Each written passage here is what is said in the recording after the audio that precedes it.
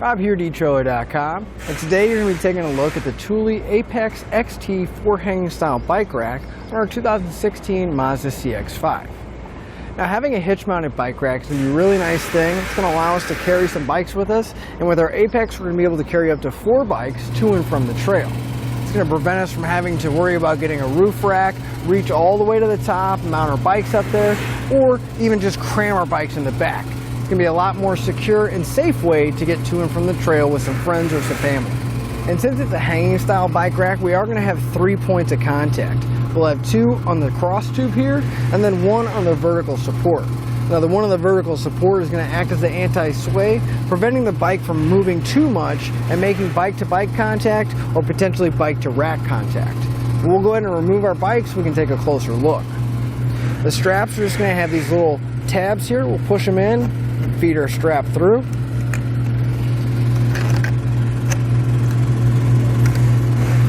And once we have all of them removed,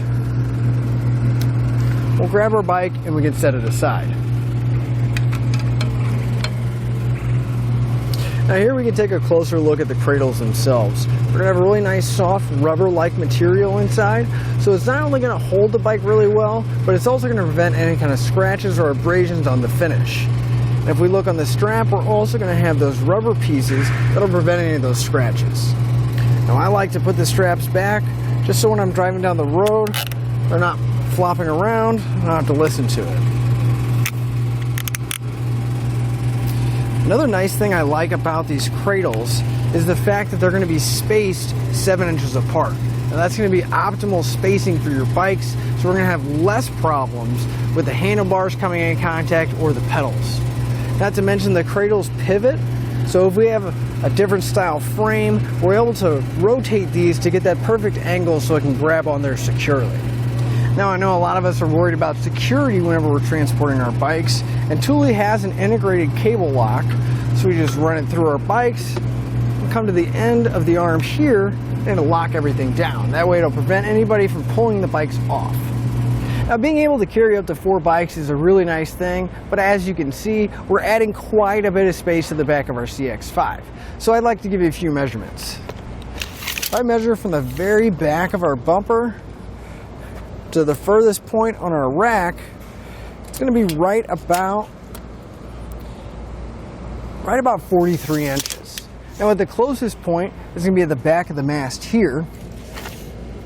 If I measure from the same point, it's going to be right about 10 inches. So we got a good amount of clearance here.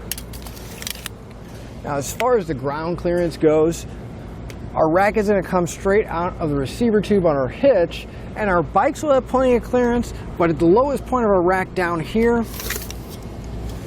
it's going to be right about 11 inches. So you want to keep that in mind if we have any really steep driveways or anything like that.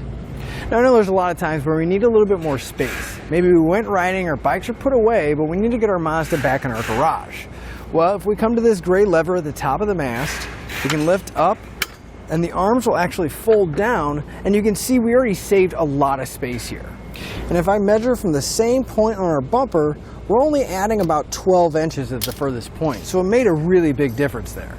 Now, one more thing we might have to deal with is we get to the trail, we're ready to go, and then we realize somebody forgot something in the back hatch. Well, I don't know about you, but I don't want to pull my bike rack out just to get in the back, and I really don't feel like crawling from the front seat to the back and then having to crawl back out. But at the bottom of the mast, we're going to have another gray lever. If we lift up on it, we'll actually be able to tilt the whole bike rack away, which will give us plenty of space to open up our rear hatch. We can get whatever we need in or out of it. We'll close it up. We'll come back to that gray lever, lift up. We can rotate the bike rack back into position and hear that audible click. Our Apex XT is going to work with 2-inch and 1.25-inch hitches. And what I really like about it is going to be a tool-free installation. We're going to have the snug tight stinger here, as well as an anti-rattle knob, so we don't have to worry about finding a ratchet to tighten up a bolt. And then the knob here is going to take all the slack and play out of the receiver tube, so when we're driving down the road, we're not going to get any of that rattling noise. If I shake the bike rack, you can see the whole hitch is actually moving because there's no play in there, so we shouldn't get any rattling. Our anti-rattle knob is going to have a lock on it, and it is going to be keyed the same as our cable lock, so we'll be able to secure our rack to our hitch and our bikes to the rack. Let's go ahead and take a look at it on our test course. Up first is going to be our slalom, which is going to simulate side-to-side action like evasive maneuvering or taking a sharp turn. And now our alternating speed bumps, which is going to simulate driving over uneven pavement like potholes. Now we're on to the solid speed bumps, which is going to simulate the up and down action like going over a speed bump or pulling into your driveway. So if you're looking for a way to transport your bikes for you and your family or friends, our Thule Apex XT 4 bike rack is going to be a great choice. But again, I'm Rob here at etrailer.com, and that'll finish up your look at the Thule Apex XT 4 hanging style bike rack on our 2016 Mazda CX-5.